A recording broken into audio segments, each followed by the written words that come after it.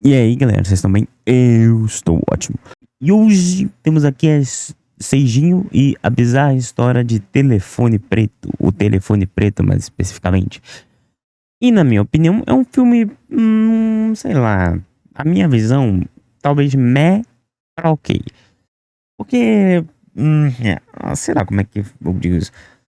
Pra mim não foi um filme que dá medo, sabe? Não me dá medo, não me dá nada assim. É só, tipo, parece é um filme de terror barra suspense, mas eu não senti. Tipo, posso ter sentido um suspensezinho mínimo ali, um lugar ou outro, mas eu não senti como se eu estivesse vendo um filme de terror, sabe? Pra mim era só um filme que. Ah, ok. Eu acho que deu pra perceber no vídeo do It a Coisa que eu não sou o maior fã do Stephen King.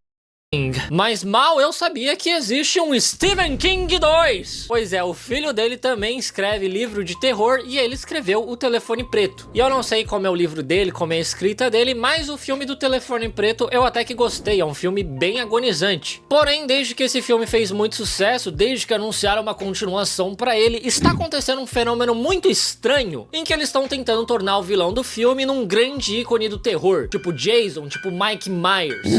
E não teria problema se não fosse o fato de que o vilão desse filme é um bosta. Exatamente. Ele foi baseado num serial killer de verdade que se vestia de palhaço e que matou 33 garotos. Da pior maneira possível. É o tipo de vilão que não merecia muito se tornar um ícone pop. E aí aqui no Telefone Preto ele se chama Grabber, ou Agarrador. E ele até ganhou uma skin no Fortnite.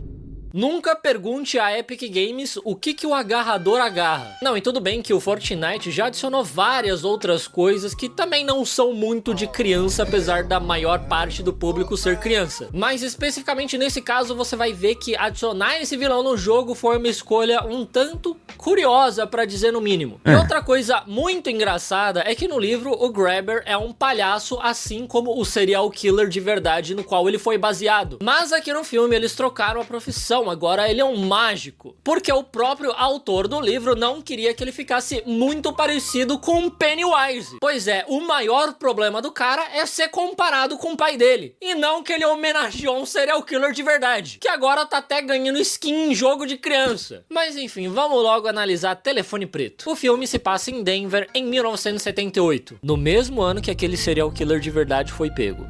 Nosso protagonista é o Finney, um Eu gosto como é que fala? Mas eu gosto da estética do filme também. A estética do filme é boa. garoto bem tímido que gosta de beisebol, de foguete, Ambientação, etc. e de não ser sequestrado de preferência. Ele tem uma situação familiar bem complicada, o pai dele é um alcoólatra que bate nos filhos e a mãe dele cometeu o oposto de viver. E como se isso já não bastasse, ele ainda vai ser sequestrado. Mas pelo menos ele e sua irmã mais nova, Gwen, se dão muito bem. E na escola a situação dele não tá muito melhor do que em casa, porque ele é vítima do bullying de 3 valentões. Mas, pra sorte dele, ele é muito amigo do Robin, que é basicamente um Liu Kang mirim. Essa criança completamente maluca das ideias consegue bater em garotos com o dobro do tamanho dele, sem a menor dificuldade. Tanto que esses 3 valentões não ousam a tocar no Finney quando o Robin está por perto. Pois é, se o Robin já tá assim, imagina o Batman. E agora é hora de falar dos desaparecimentos. Quando eu li esses 3 valentões aí, eu falei, cara, os caras não tem nem músculo direito. É papum nesses aí e acabou, velho. Mas é aquilo, pelo que eu lembro, acho que o personagem desse filme não é muito de briga, se eu não me engano. Há um certo tempo, garotos da região O principal, no caso.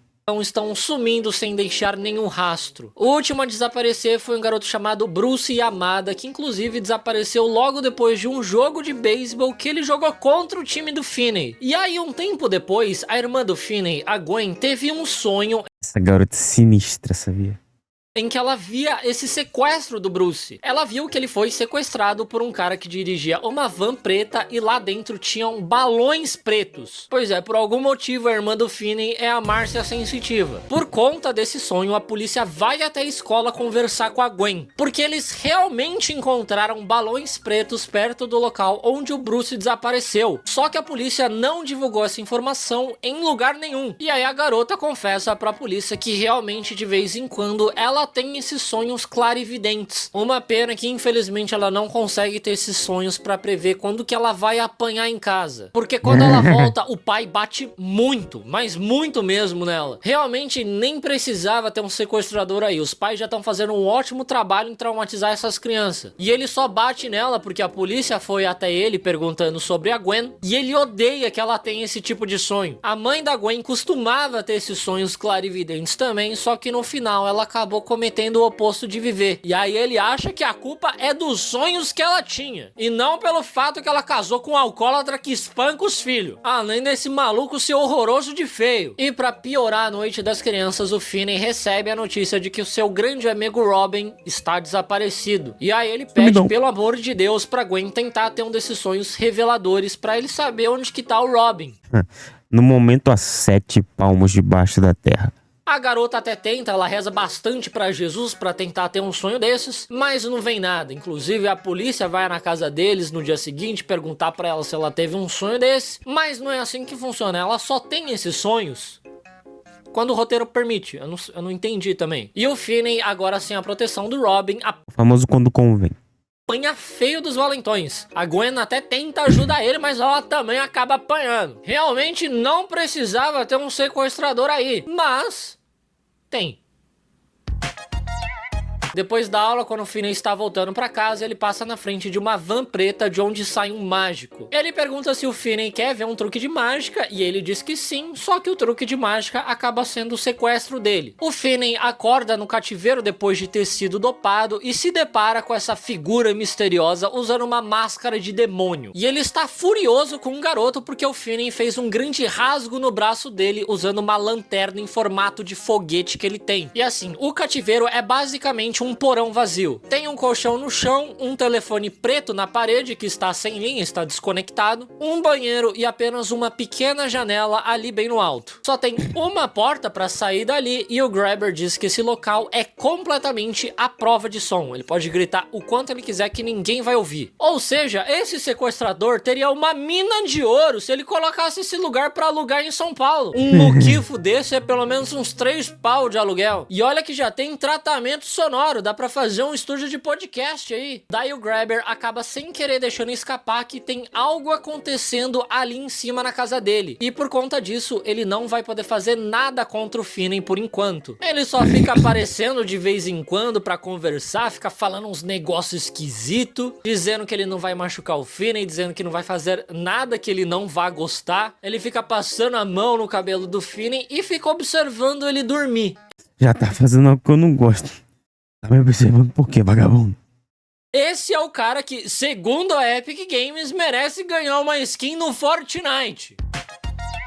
Daí ele deixa o garoto sozinho e um tempo depois o telefone preto começa a tocar, mesmo estando desconectado. O garoto leva um susto e ele fica mais assustado ainda quando ele atende e realmente tem outra pessoa do outro lado da linha. Igual quando você atende uma ligação com DDD 11 e realmente existe um outro ser humano do outro lado da linha. Logo, o Finney reconhece pela voz que aquele garoto é o Bruce, um dos meninos que foi morto pelo sequestrador. Ele diz pro Finney que todos os garotos sequestrados escutam o telefone tocar, mas o Finney é o primeiro a conseguir escutar a voz dos garotos do outro lado da linha. E o Bruce também diz que tem um azulejo solto no corredor, que se o Finney tirar eles de lá, ele vai ver um trecho de terra e ele consegue cavar pra tentar escapar de lá. Como se esse filho da puta fosse o Steve no Minecraft. Ele vai levar um ano pra conseguir cavar isso daí e fugir daí, cara. Mas o Finney sai correndo e ele começa a cavar até se cansar. E aí no final do dia, ele tampa o lugar com um tapete pro sequestrador não ver o que ele anda fazendo. Ele com certeza não vai achar nada estranho, nada suspeito, do nada um tapete no corredor. Ele não vai mesmo, não.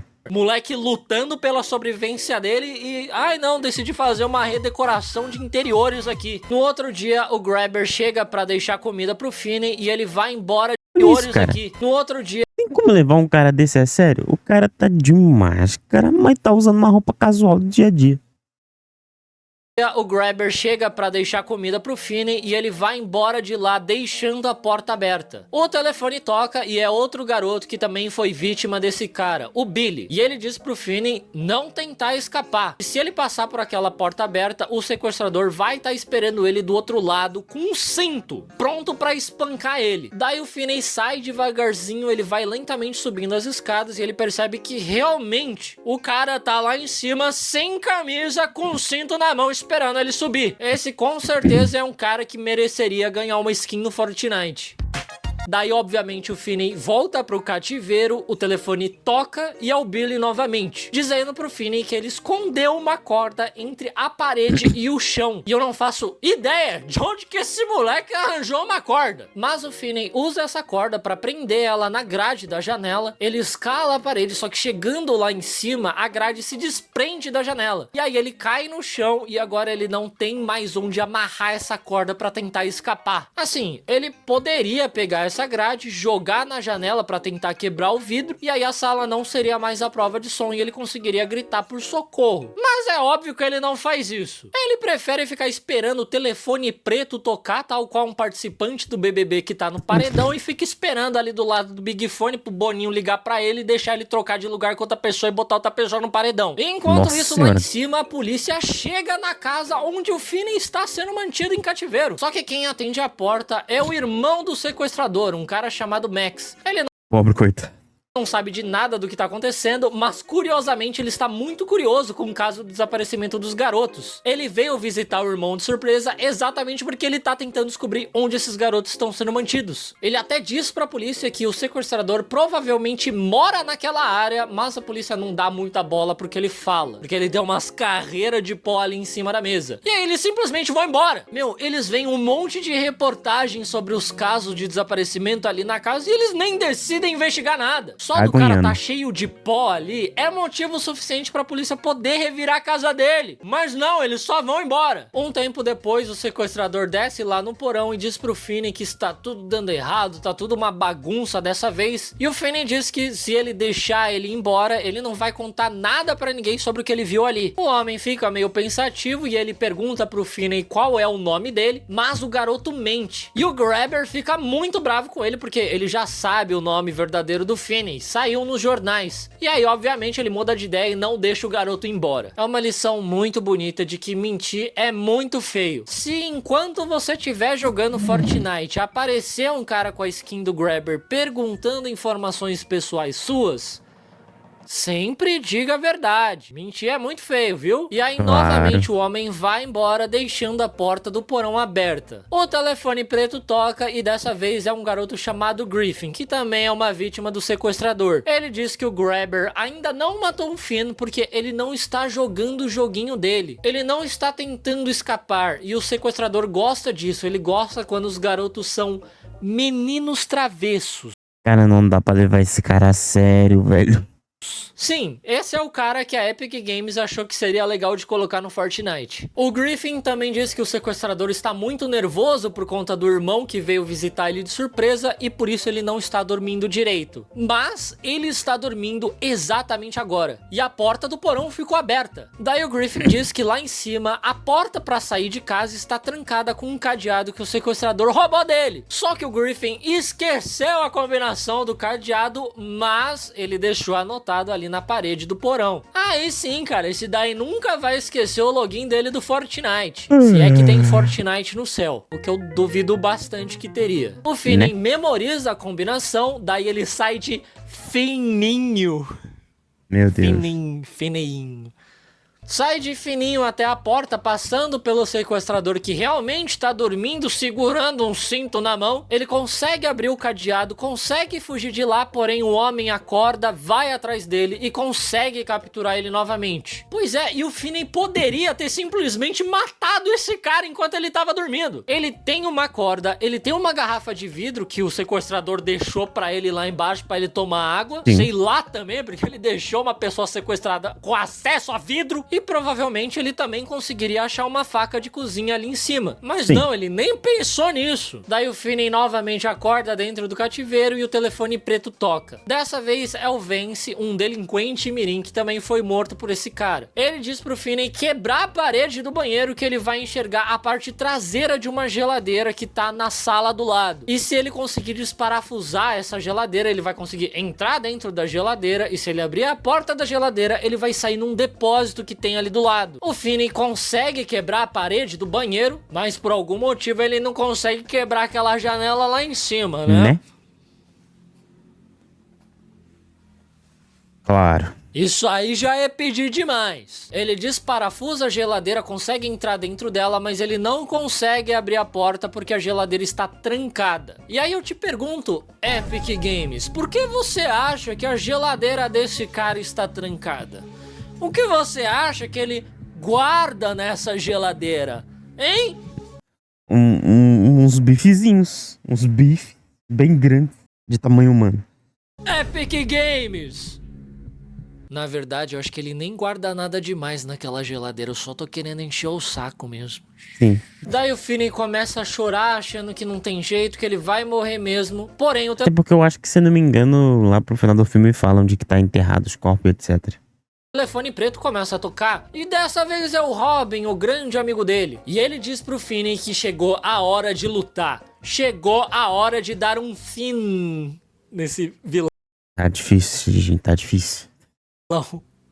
Finn, que o apelido dele de Finney é Finn.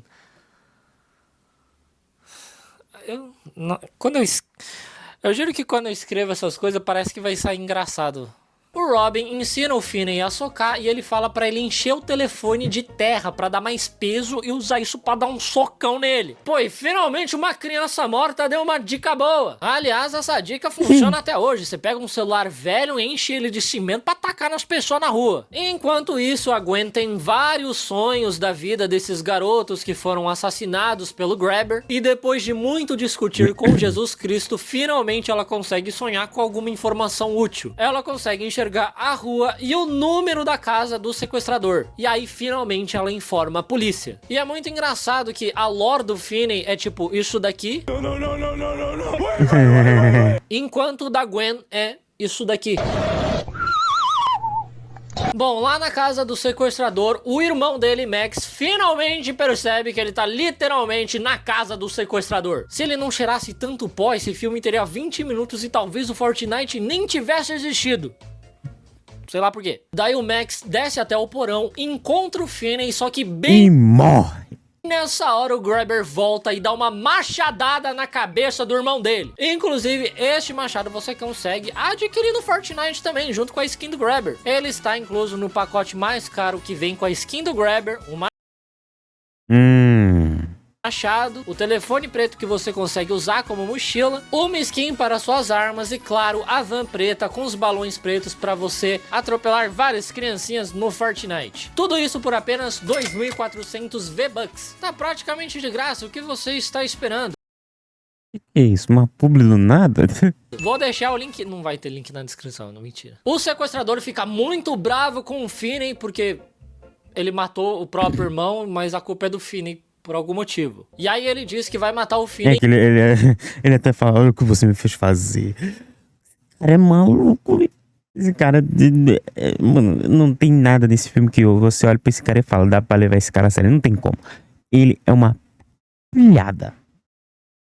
Muito dolorosamente. Ele até traz o cachorro dele e deixa preso ali num canto. Provavelmente ele vai dar os restos do Finn pro cachorro comer. O Grabber se prepara pra dar um golpe de machado no Finn, só que ele consegue escapar e ele corre pro banheiro, onde ele preparou uma armadilha usando a corda do Billy. O homem vai atrás dele, tropeça na corda, cai no buraco que o Finn estava cavando, e lá embaixo do buraco ele ainda torce o pé porque ele pisa na grade da janela que caiu. E aí o Finn começa É só Tommy Chai.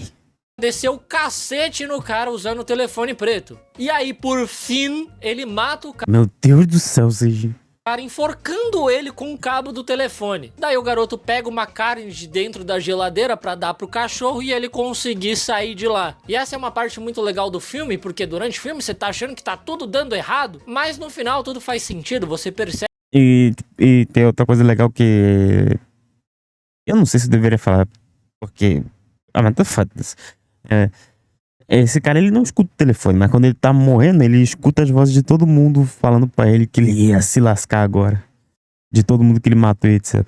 Percebe que ele realmente precisava fazer tudo aquilo que os garotos mortos disseram pra ele fazer. E a grande lição de moral desse filme é: sempre ouça as vozes da sua cabeça. Pelo menos foi isso que os caras da Epic Games fizeram quando eles acharam uma ótima ideia colocar a skin desse cara no jogo. E eu acho muito engraçado que os 5 minutos finais desse filme são dedicados exclusivamente pro Finney farmar a aura. Que o filme acabou já, mas deixa o garoto ter o momento dele de glória. Porque ele sai sozinho ali da casa do sequestrador e ele encontra a irmã dele, Gwen, e a polícia na casa da frente. O sequestrador tinha 2 casas, uma onde ele matava e outra onde ele escondia os corpos. E aí o Finney simplesmente sai caminhando sozinho pela porta da frente depois de ter matado o desgraçado. E aí mostra ele indo pra escola como se nada tivesse acontecido, enquanto todos os alunos ficam comentando ali, né? Nossa, esse é o cara que matou o Grabber, não sei o que lá, caramba. Eu acho que realmente todo garoto já sonhou com esse momento. De um dia você sair andando pelo corredor da escola farmando o máximo de aura possível, todo mundo comentando de Não, porque na minha escola ninguém ficava andando muito no corredor. um grande feito que você fez. Só que Nem tinha quase corredor na minha escola. esse filme acaba terminando da maneira mais trágica possível, porque depois de tudo isso que o Finney teve que passar, esse moleque quase morreu várias vezes, no final ele ainda tem que ir pra aula de biologia. Desinstale Fortnite e bora jogar Overwatch. Ai, cara, esse filme aí é... Eu, sinceramente, eu dou um 6,5.